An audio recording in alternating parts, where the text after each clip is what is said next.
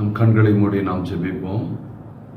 அன்பின் பிதாவே, நாங்கள் மீண்டுமா உடைய சமூகத்தை நோக்கி பார்க்கிறோம். கர்த்தாவே, இந்த காலை நேரத்தில் மீண்டுமா எங்களை ஒருமுனப்படுத்தி உம்மை ஆராதிக்கும்படியாக என் ஆண்டவர் எங்களுக்கு கொடுத்த பெரிதான தருணத்திற்காக உமக்கு நாங்கள் நன்றி செலுத்துகிறோம்.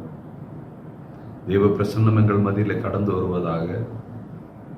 தேவ ஆவியானவர் இந்த நாளை எங்களுக்கு ஆசீர்வாதமான நாளாய், ஒரு பாதுகாக்கப்பட்ட ஒரு நாளாய், உம்முடைய அன்பு சூழ்ந்து கொள்கிற ஒரு நாளாய் எங்களுக்கு மாற்றி அமைத்துக் கொடுங்க.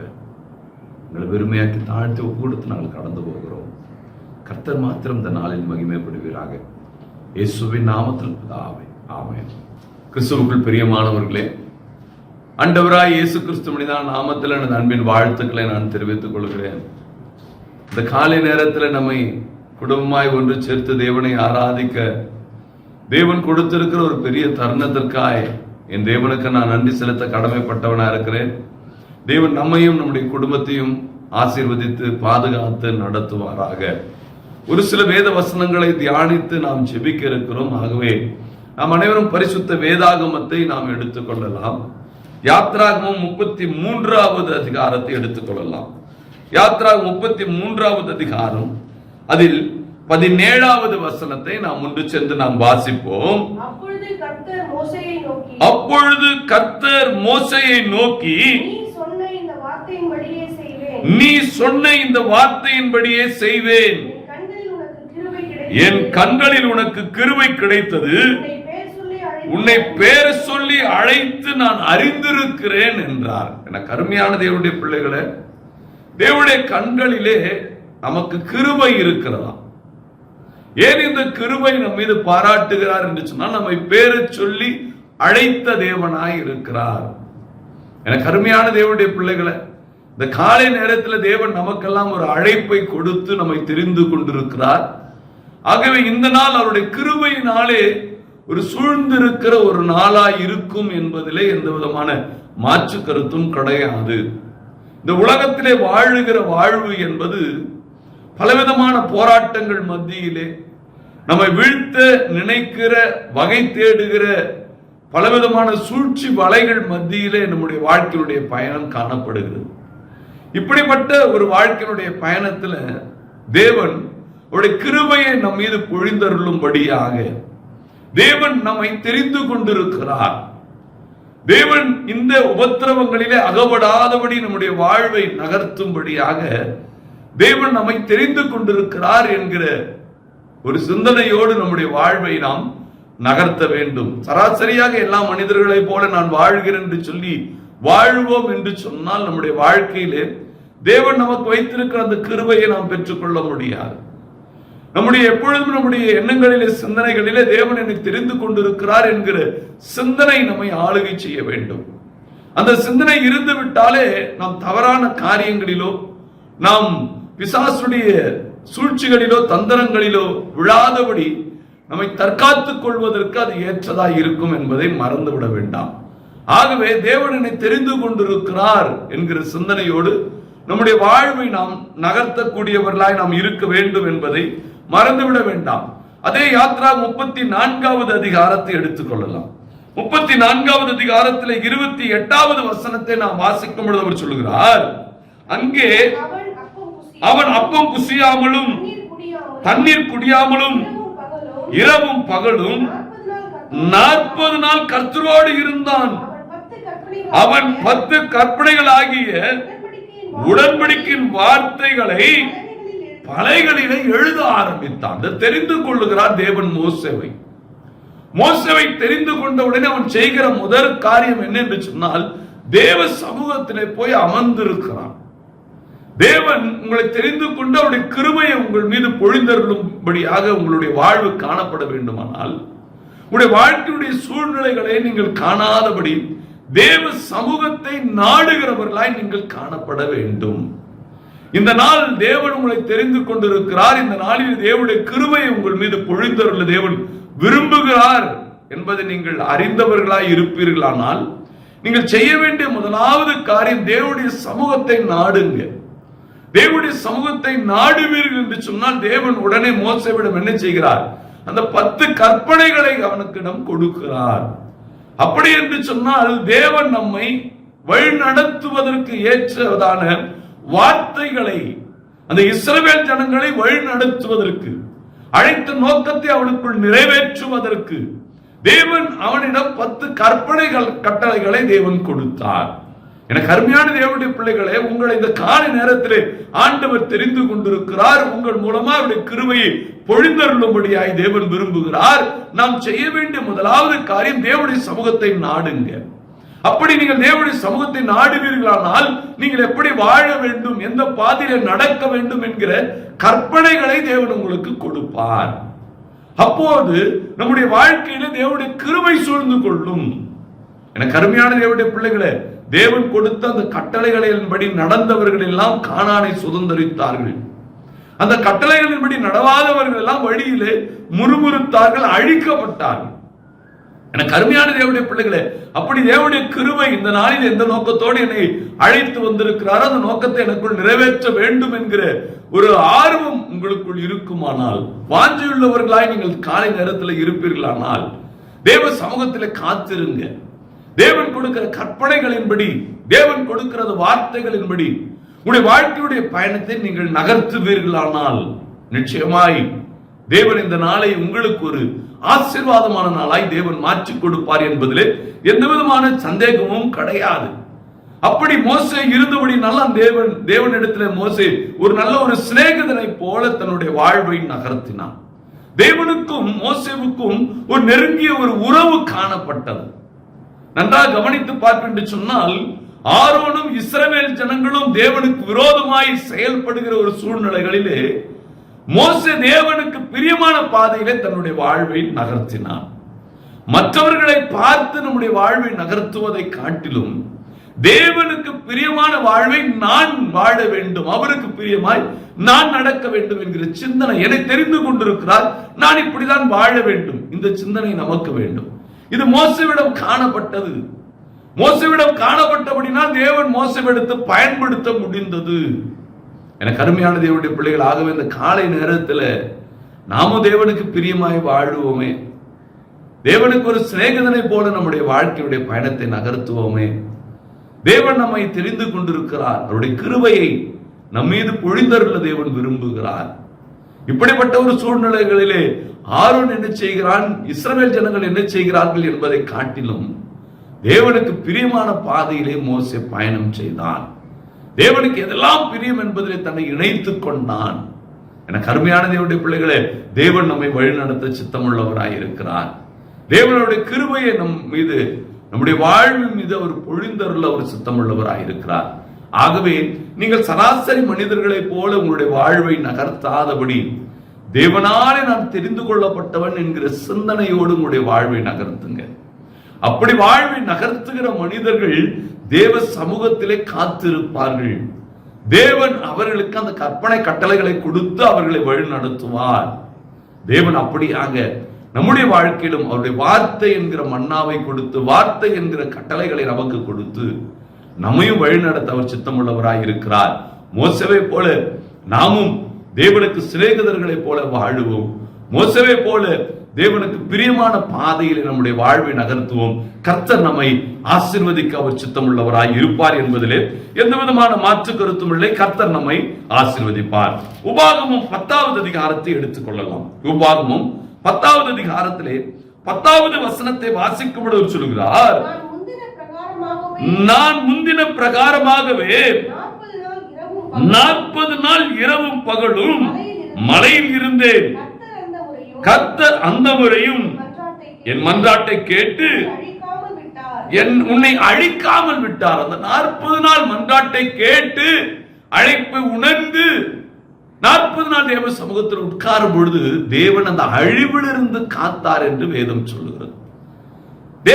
தேவனை அழைப்பு கொடுத்திருக்கிறார் என்று சொல்லி நாம் விட்டு விடாமல் தேவ சமூகத்தை நாடுவதனால் நமக்கு வருகிற பலன் என்னென்று சொன்னால் அழிவில் இருந்து காக்கிறார். இந்த நாளிலே எந்தெந்த விதங்களிலே நம்முடைய வாழ்க்கையில அழிவு வருகிறது என்று நமக்கு தெரியாது. எந்தெந்த விதங்களிலே சூழ்ச்சி வலைகள் விரிக்கப்படுகிறது என்று நமக்கு தெரியாது. எந்தெந்த விதங்களிலே தந்திரங்கள் நம்முடைய வாழ்க்கையிலே செயல்படுத்த நினைக்கிறது என்று தெரியாது. இந்த உலகத்தினுடைய அதிபதி பிசாசு வருகிறான் என்று வேதம் சொல்லுகிறது.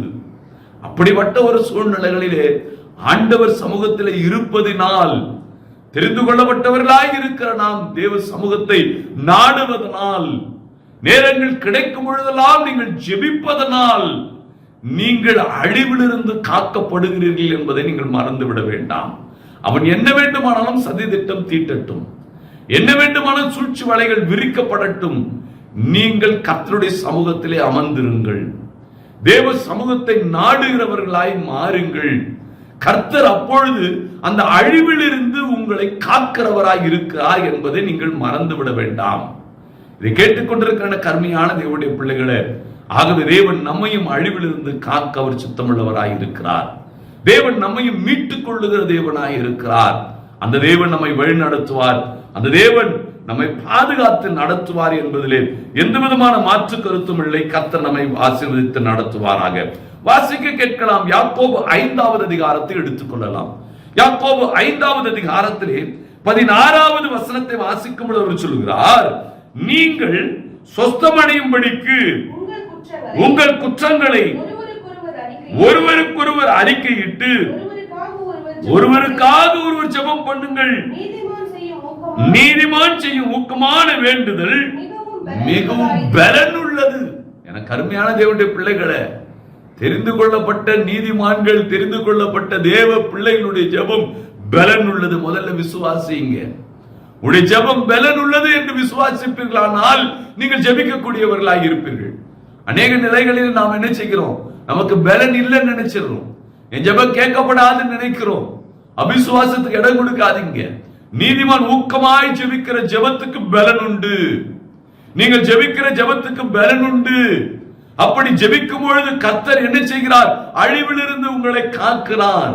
அப்படி ஜெபிக்கும் பொழுது உங்களுடைய ஜெபங்கள் பலன் உள்ளதாய் மாறுகிறபடினால் தேவன் எந்த பாதையிலே உங்களை நடத்த வேண்டும் என்று சொல்லி தீர்மானித்து இருக்கிறாரோ அந்த பாதையிலே உங்களுடைய வாழ்க்கையுடைய பயணம் செயல்பட கடந்து செல்லாத ஆரம்பித்து விடும். ஆகவே நீதிமான்களுடைய ஜெபம் பலன் உள்ளது. உடைய ஜெபம் பலன் உள்ளது. ஆகவே நேரங்கள் இந்த நாளிலே கிடைக்கிற நேரங்களிலெல்லாம் நீங்கள் ஜெபிக்க பழகிக் கொள்ளுங்க. நேரங்கள் எப்பொழுதெல்லாம் கிடைக்கிறதோ அப்பொழுதெல்லாம் தேவ சமூகத்திலே மன்றாடுங்க. அப்பொழுது தேவன் உங்களுக்கு கற்பனை கட்டளைகளை கொடுப்பார். அப்பொழுது அழிவிலிருந்து காக்கப்படுவீர்கள். வேதம் சொல்லுகிறது உங்களுடைய ஜெபம் பலன் உள்ளது என்று சொல்லுகிறது. இதை கேட்டுக்கொண்டிருக்கிற கருமையான தேவனுடைய பிள்ளைகளே, உங்களுடைய ஜெபம் பலன் உள்ளது என்பதை உணருங்க. நாம் உணராதபடி நாம் என்ன செய்கிறோம்? அவர் ஜெபித்தால், இவர் ஜெபித்தால், நான் ஜெபிக்கிற ஜெபம் பலன் உள்ளது. நான் அழைப்பை பெற்றிருக்கிறேன். நான் அவருடைய பிள்ளையாய் இருக்கிறேன். அவருடைய ரத்தத்தினாலே கழுவப்பட்டு இருக்கிறேன். என் ஆண்டவரை நான் ஏற்றுக்கொண்டு இருக்கிறேன். தேவனுடைய வார்த்தைகளை நான் தியானிக்கிறவனாய் இருக்கிறேன். என் ஜெபம் பலன் உள்ளது.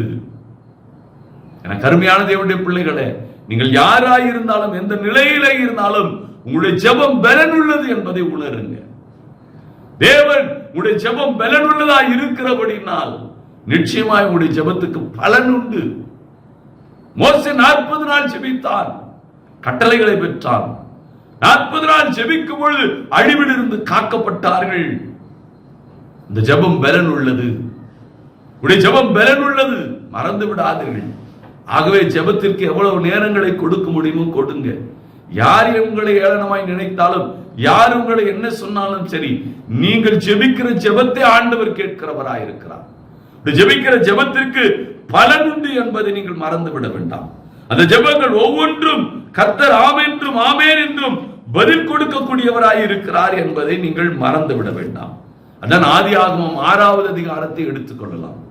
ஆதியாகமம் 6வது அதிகாரத்திலே 8வது வசனத்தை 7, 8வது வசனங்களை வாசிக்கும் பொழுது, அப்பொழுது கர்த்தர் நான் சிருஷ்டித்த மனுஷனை பூமியின் மேல் வைக்காமல் மனுஷன் முதற்கொண்டு மிருகங்கள், ஊரும் பிராணிகள், ஆகாயத்து பறவைகள் பரியந்தமும் உண்டாயிருக்கிறவர்களை நிக்கரம் பண்ணுவேன். நான் அவைகளை உண்டாக்கினது எனக்கு மனஸ்தாபமாய் இருக்கிறது என்றார். நோவாவுக்கோ கர்த்தருடைய கண்களிலே கிருபை கிடைத்தது. தேவன் அழித்தாலும், இந்த பூமியை அழித்தாலும் நோவாவுக்கு கர்த்தருடைய கண்களிலே கிருபை கிடைத்தது. உலகத்தில் என்ன நடக்கிறது என்பதெல்லாம் நாம் நினைக்க வேண்டாம். அவைகளை நினைத்து நாம் கலங்கிவிட வேண்டாம். கர்த்தருக்கு நோவாவுடைய கண்களில் அது தயவு கிடைத்தது. வேதம் அதுதான் சொல்லுகிறது. கர்த்தருடைய கண்களிலே நோவாக்கு கிருபை கிடைத்தது. தேவனுடைய கண்களிலே உனக்கு கிருபை இருக்கிறது. நீ தெரிந்து கொள்ளப்பட்டவன். தேவனுடைய அழைப்பு பெற்றிருக்கிற தேவனுடைய கண்களிலே உனக்கு கிருபை கிடைத்திருக்கிறது. ஆகவே தேவ சமூகத்தை நாடுங்க. தேவன் நிச்சயமாய் அந்த கிருபை நாவை உங்கள் மீது பொழிந்தருள அவர் சித்தமுள்ளவராயிருக்கிறார். நோவாவுக்கு கர்த்தருடைய கண்களிலே கிருபை கிடைத்ததாம். எல்லாவற்றையும் படைத்தது வேதனை என்று சொல்லி எல்லாவற்றையும் தேவன் அழிக்க தீர்மானிக்கிற சமயத்தில் நோவாவுக்கு மாத்திரம் கர்த்தருடைய கண்களிலே கிருபை கிடைத்தது. என கருமையான தேவனுடைய பிள்ளைகளே, மற்றவர்களோடு இணைந்து மற்ற குணங்களை போல மற்றவருடைய சிந்தனையை போல நம்முடைய வாழ்வை நகர்த்தாதபடி கர்த்தர் என்னை தெரிந்து கொண்டிருக்கிறார். கர்த்தர் என்னை பேரை சொல்லி அழைத்திருக்கிறார். அதுதான் யாத்ரா 33:17 வாசித்தோம். கர்த்தர் என்னை பேரை சொல்லி அழைத்திருக்கிறார். அழைப்பை பெற்றவன் தேவ சமூகத்தை நாடுவான். தேவ சமூகத்தை நாடுகிறவன் அவனுடைய வாழ்க்கையில அழிவிலிருந்து தேவன் காக்கிறார். அவருடைய கற்பனை கட்டளைகளை கொடுத்து மகனே மகளே இதுல நட என்று சொல்லி நடத்துவார். அப்படி நடத்தப்படுகிற ஒரு மனுஷனுடைய வாழ்க்கையிலே அவனுடைய ஜெபம் பலனுள்ளதாக இருக்கும். அப்படிப்பட்டவனுக்கு கர்த்தருடைய கண்களில் கிருபை உண்டு. என கருமையான தேவனுடைய பிள்ளைகளே, ஆகவே தேவன் இந்த நாளிலே நம்மோடு இடைப்பட்ட இந்த வார்த்தைகளின்படி நாமும் நம்முடைய வாழ்வை நகர்த்துவோம். கர்த்தருடைய கண்களிலே கிருபை இருக்கிறது, அதை பெற்றுக்கொள்வோம். தேவன் காண்பிக்கிற அந்த கற்பனைகளின்படி அந்த வார்த்தைகளின்படி நம்முடைய வாழ்வை நகர்த்துவோம். அழிவிலிருந்து நாமும் நம்முடைய குடும்பமும் காக்கப்படுவதற்கு அது ஏற்றதாய் இருக்கும். அது மாத்திரமல்ல, நம்முடைய ஜெபம் பலனுள்ளதாய் மாறும். நம்முடைய ஜெபம் ஆண்டவர் கேட்பார், பதில் கொடுப்பார், நம்மை ஆசீர்வதித்து நடத்துவார். ஒன்று சேர்ந்த தேவ சமூகத்திலே நான் பேரு சொல்லி அழைக்கப்பட்டவன் என்கிற சிந்தனையோடு, ஒரு ரத்தத்தாலே கழுவப்பட்டவன் என்கிற சிந்தனையோடு தேவனுடைய கரங்களில் ஒப்பு கொடுத்து தேவ சமூகத்தில் நான் இன்று காத்திருக்க போகிறேன். என் ஜெபம் பலனுள்ளதாய் மாற போகிறது. என் ஆண்டவர் அழிவிலிருந்து காக்க போகிறார். அவருடைய வார்த்தைகளின்படி நானும் நடக்க போகிறேன் என்று சொல்லி அர்ப்பணித்து ஜெபிப்போம். கர்த்தர் நம்மையும் நம்முடைய குடும்பத்தையும் காத்து ஆசீர்வதித்து நடத்துவாராக. அன்பின் பிதாவே, நாங்கள் மீண்டும் அவருடைய சமூகத்தை நோக்கி பார்க்கிறோம். அப்பா, தேவாதி தேவனை பேரு சொல்லி அழைத்த எங்கள் ஆண்டவரே, உமக்கு நாங்கள் நன்றி செலுத்துகிறோம். அப்பா, அழைப்பை நாங்கள் அறிந்து உடைய சமூகத்தை நாங்கள் ஓடி வந்திருக்கிறோம். அப்பா, அழைப்பு அறிந்து உடைய சமூகத்தை நாடி இருக்கிறோம். கற்பனைகளை கொடுத்து மோசவை வழிநடத்தின ஆண்டவர், அதன் மூலமாய் அழிவிலிருந்து காத்த எங்கள் தேவன் நீர். ஆகவே நீதிமான்களுடைய ஜெபம் பலன் உள்ளது என்று சொன்னீர். நம்முடைய ஜெபத்துக்கு பதில் உண்டு, அது பலன் உண்டு என்பதை நான் அறிந்து கொண்டுதான் உடைய சமூகத்தில் நாங்கள் ஜெபிக்கும்படியாய் ஓடோடி வந்திருக்கிறோம். உடைய வார்த்தை என்கிற கற்பனை கட்டளைகளை எங்களுக்கு கொடுத்திருக்கிறேன். நாங்களும் அதன்படி எங்களுடைய வாழ்வை நாங்கள் நகர்த்தி எங்கள் வாழ்வில் வருகிற அழிவிலிருந்து நாங்கள் காத்துக் கொள்ளவும், எங்கள் அழைப்பை நாங்கள் நிறைவேற்றவும் என் ஆண்டவனுக்கு கிருபை செய்யும்படியாய் ஜெபிக்கிறேன். அப்பா, நோவாவுக்கு கர்த்தருடைய கண்களிலே கிருபை கிடைத்தது, அப்படியாய் உடைய கண்களில் எங்களுக்கு கிருபை கிடைத்தருளும்படியாய் நாங்கள் ஜெபிக்கிறோம். அப்பா, உடைய கிருபையை நாங்கள் பெற்றவர்களாய் இந்த அழிவிலிருந்து நாங்கள் காக்கப்பட்டு எங்கள் வாழ்வை நாங்கள் நகர்த்தும்படியான ஒரு கிருபை எங்களுக்கு தருவீராக. தேவ சமாதானம் எங்களையும் எங்களுடைய குடும்பத்தையும் எங்கள் சபை மக்களையும் எங்களை சார்ந்தவர்களையும் ஆளுகை செய்வதாக. இந்த நாளில் எங்களுடைய குடும்ப அங்கத்தினர்களுக்காய் வந்து ஜெபிக்கிறோம். அப்பா, தேவாதி தேவனே, ஒவ்வொருவரையும் காத்துக் கொள்ளுங்கப்பா. எங்கள் குடும்பத்திற்கு பெற்றோர்கள், பெரியோர்கள், வயதானவர்களை அன்பின் கரத்திலே கொடுக்கிறேன். அவருடைய பலவீனத்திலே அவருடைய பலன் பூர்ணமாய் விளங்கும்படி ஜெபிக்கிறேன். அப்பா, எந்த பலவீனங்களும் அவருடைய மேற்கொள்ளாதபடி கர்த்தர் கிருபையாய் காத்துக் கொள்வீராக. தேவ சமாதானம் அவருடைய உள்ளங்களை ஆளுகை செய்யும்படியாய் ஜெபிக்கிறேன். அப்பா, காத்துக் கொள்ளுங்கப்பா. நீர் எங்களை சிருஷ்டித்து நீர் எங்களை படைத்தீர். அப்பா, அவருடைய வார்த்தையின்படி அவருடைய வாழ்வு நகர்த்தப்படும்படி, அவருடைய வாழ்வு காக்கப்படும்படியாய் நாங்கள் ஜெபிக்கிறோம். கர்த்தர் காத்துக் கொள்ளுங்கப்பா. கணவனும் மனைவியுமா வாழ்ந்து கொண்டிருக்கிறவர்களே அன்பின் கரத்தில் கொடுக்கிறேன். ஒரு மனதை கொடுங்க, சமாதானத்தை கொடுங்க. ஒருவர் பாரத்தை ஒரு சுமந்து ஒருவருடைய அன்பு ஒரு பகிர்ந்து கொண்டு தன்னுடைய வாழ்க்கையுடைய பயணத்தில் நீர் காண்பிக்கிற அந்த கற்பனைகளை, கட்டளைகளை, தேவனுடைய வார்த்தைகளை ஆமென் அப்பா அதை சுமந்து கொண்டு அதை கேட்டு அதன்படி வாழ்வை நகர்த்த கர்த்தர் கிருபை செய்யுங்கப்பா. நோவாவுக்கு கர்த்தருடைய கண்களில் கிருபை கிடைத்தது. அப்படி அந்த கிருபையின் ஆவி அவர்கள் மீது ஊற்றுவீராக. சமாதானத்தின் தேவன் அவர்களை வழி நடத்துங்க. பிள்ளைகளுக்காய் ஜெபிக்கிறோம். முக்கியமாக வாலிப பிள்ளைகளை அன்பின் கரத்துல கொடுக்கிறேன் அப்பா. நோவாக்கு கண்களிலே கிருபை கிடைத்தது. அப்படியாய் அந்த வாலிப பிள்ளைகளுக்கும் அப்படி கண்களிலே கிருபை கிடைக்கும்படியாய் ஜெபிக்கிறோம் கர்த்தாவே. ஆமெனப்பா, நீ பேரை சொல்லி அழைத்தீரப்பா. நீ பிள்ளைகளை நீ தெரிந்து கொண்டீரப்பா. அந்த வாலிப பருவத்திலே சிருஷ்டிகர நினை என்று சொன்னீரே. அந்த வாலிப பருவத்தினுடைய சமூகத்திலே காத்திருந்து அந்த வார்த்தைகளை பெற்று உலகத்திலே அழிவில் இருந்தவர்கள் காக்கப்பட வாழ்வு சாட்சியாய் மாறும்படி நாங்கள் ஜெபிக்கிறோம் அப்பா. படித்துக் கொண்டிருக்கிற பிள்ளைகளுக்காய் ஜெபிக்கிறோம். இந்த பிள்ளைகளுக்கு ஞானத்தை கொடுங்க, ஞான கண்களை திறந்து கொடுங்க, ஞானத்தின் ஆவினை இடைகட்டுங்க கர்த்தாவே. பிள்ளைகள் உம்முடைய பிள்ளைகள் அப்பா, அழைப்பை பெற்றவர்கள் அப்பா, நீ தெரிந்து கொண்டவர்கள் அப்பா. ஆக அந்த பிள்ளைகளுக்கு ஞானத்தை கொடுத்து ஆமெனப்பா உம்முடைய பிள்ளைகள் என்பதை அவர்கள் அறிந்து கொள்ளுகிற வண்ணமாய் இந்த உலகத்திலே சாட்சியாய் அவர்களை நிறுத்தும்படியாய் நாங்கள் ஜெபிக்கிறோம் கர்த்தாவே. குழந்தைகளை உம்முடைய அன்பின் கரத்தை கொடுக்கிறேன். எந்த நோக்கத்தோடு அவர்கள் எல்லாம் சிருஷ்டித்தீரோ அந்த நோக்கத்தை ஆண்டவனை நிறைவேற்றும்படியாய் நாங்கள் ஜெபிக்கிறோம் கர்த்தாவே. அந்த பிள்ளைகளை வளர்க்கக்கூடிய ஞானத்தை பெற்றோர்களுக்கு ஆண்டவனை கொடுப்பீராக. உலகப்படி சராசரி மனிதர்களை போல வளர்க்காதபடி ஆமெனப்பா இது கர்த்தரால் கொடுக்கப்பட்ட குழந்தை என்பதை உணர்ந்து அந்த பிள்ளைகளை உமக்கென வளர்க்கக்கூடிய ஞானத்தை ஒவ்வொரு பெற்றோருக்கும் ஆண்டவனை கொடுப்பீராக. சமாதானம் ஒவ்வொரு குடும்பங்களையும் ஆளுகை செய்யட்டும் அப்பா. இந்த நாளிலே உண்ண உணவில்லாமல், உடுத்த உடை இல்லாமல், தங்க இடமில்லாமல் அவதிப்படுகிறவர்கள், கர்ப்பஸ்திரிகள், மருத்துவமனையில் இருப்பவர்கள், மருத்துவரால் கைவிடப்பட்டவர்கள், பொருளாதாரத்தில் நசுக்கப்பட்டவர்கள், கடன் தொல்லையில பாதிக்கப்பட்டவர்கள், மனிதனுடைய சூழ்ச்சி பிசாசுடைய தந்திரங்கள் அகப்பட்டவர்கள் என்று சொல்லி பல ஜனங்கள் உண்டு. யாராக இருந்தாலும் கர்த்தாவே, தேவாதி தேவனே, உம்முடைய சமூகத்தில் காத்திருக்கும் பொழுது அந்த அழிவிலிருந்து நீ காக்கிற தேவன் என்று சொன்னீரே. உம்முடைய சமூகத்தில் காத்திருந்து ஜெபிக்கும் பொழுது அது பலனுள்ளதாய் மாறும் என்று சொன்னீரே. அப்படியாக அவர்களும் ஜெபிக்கக்கூடியவர்களாய் இயேசுவே, அவர்களும் அந்த அழிவிலிருந்து காக்கப்படுகிறவர்களாய் அவருடைய வாழ்வையும் என் ஆண்டவர் நீர் வழிநடத்தும்படியாய் ஜெபிக்கிறோம். உடைய அன்பின் கரத்தில் அவர்களையும் ஒப்பு கொடுக்கிறோம். கர்த்தர் காத்துக் கொள்ளுங்கப்பா. பலவிதமான சோதனைகளில் அகப்பட்டவர்களாயிருந்தாலும் அவர்களையும், கடன் தொல்லையில பாதிக்கப்பட்டவர்களாயிருந்தாலும் அவர்களையும், பிசாசுடைய பிடியில் அகப்பட்டவர்களாயிருந்தாலும் அவர்களையும் மீட்டுக் கொள்ளும்படியாய் ஜெபிக்கிறோம் அப்பா. உடைய ஆளுகைக்கு, உடைய பராமரிப்புக்கு அவர்கள் ஒவ்வொருடைய வாழ்வை ஒப்புக் கொடுக்கிறோம். தேவ சமாதானம் ஒவ்வொருடைய உள்ளங்களையும் ஆளுகை செய்வதாக. இந்த நாளிலே பிறந்த நாளையும் திருமண நாளையும் கொண்டாடுறதுக்கு இருக்கிறோம் அப்பா. எந்த நோக்கத்தோடு ஜீவனை மீண்டுமாய் கூட்டி கொடுக்கிறோம் அந்த நோக்கத்தை ஆண்டவர் நிறைவேற்றுவீராக.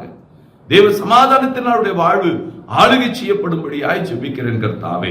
இந்த ஆண்டு ஆசீர்வாதமான ஆண்டாய், இந்த ஆண்டு உடைய சமூகத்தில் காத்திருக்கிற ஒரு ஆண்டாய், இந்த ஆண்டு இயேசுவே உம்முடைய கற்பனைகளை, கட்டளைகளை பெற்றுக் கொள்கிற ஒரு ஆண்டாய், இந்த ஆண்டு அந்த கற்பனை கட்டளைப்படி வழிநடத்தி தன் வாழ்வை நகர்த்தி அழிவு வராதபடி தங்களுடைய வாழ்வு ஆசீர்வதிக்கப்பட்ட ஒரு ஆண்டாய் மாற்றமைத்துக் கொடுப்பீராக. சமாதானம் ஆளுகை செய்யட்டும். இந்த நாள் அழைப்பு பெற்றவர்கள், அபிஷேகிக்கப்பட்டவர்கள், வரங்களால் அலங்கரிக்கப்பட்டவர்களே அன்பின் கரத்திலே கொடுக்கிறேன் அப்பா. தேவனுடைய கரம் அவர்களையும் ஆளுகை செய்யட்டும் அப்பா. தேவ ஆவியானவருடைய கரம் அவருடைய வாழ்விலும் இடைவிடுபடியாய் ஜெபிக்கிறேன் கர்த்தாவே. எந்த நோக்கத்தோடு தெரிந்து கொண்டீரோ நீ அழைத்த பிள்ளைகள் அப்பா, நீ தெரிந்து கொள்ளப்பட்ட பிள்ளைகள் அப்பா, உமக்கென ஊழியம் செய்கிற பிள்ளைகள் அப்பா, அவர்களையும் அவருடைய குடும்பங்களையும் கர்த்தர் காத்துக் கொள்ளுங்கப்பா. அவர்களுடைய சமூகத்தில் காத்திருக்க வேண்டும் என்கிற சிந்தனையோடு நேரங்கள் கிடைக்கும் பொழுதெல்லாம் உடைய சமூகத்தில் ஜெபிக்கக்கூடியவர்களாய் மாற்றுங்கப்பா. இந்த ஜெபம் குறைகிறபடியினால் தான் என் வாழ்க்கையிலே தேவனுடைய சத்தத்தை கேட்க முடியவில்லை, தேவன் காண்பிக்கிற பாதை நான் பயணிக்க முடியவில்லை என்கிற சிந்தனையோடு அவர்கள் உடைய சமூகத்திலே காத்திருந்து புதுபலனை பெற்றுக்கொள்ள கர்த்தர் கிருபை செய்யுங்க. நீதிமானுடைய ஊக்கமான ஜெபம் பலனுள்ளது என்று சொன்னீரே, அவருடைய ஜெபம் பலனுள்ளதாய் மாறட்டும் அப்பா. அழைப்பை அவர்களுக்குள் நிறைவேற்றிக் கொள்ளும்படியாய் ஜெபிக்கிறேன். தேவ சமாதானம் ஒவ்வொருடைய உள்ளங்களையும் ஆளுகை செய்யட்டும் அப்பா. இந்த நாளில் உடைய வருகை இருக்குமானால் நாங்களுடைய கரத்தை பற்றிக் கொள்ள செய்யுங்கப்பா. உடைய வருகை தாமதிக்குமானால் கேட்ட வார்த்தையின்படி உடைய சமூகத்திலே நாங்கள் காத்திருக்கிறவர்களாய், நீ தெரிந்து கொள்ளப்பட்ட பிள்ளைகள் என்கிற சிந்தனையோடு எங்களுடைய வாழ்வை நாங்கள் நகர்த்த, எங்கள் வாழ்வை நகர்த்துவது மாத்திரம் அல்ல கர்த்தாவே, ஆமெனப்பா.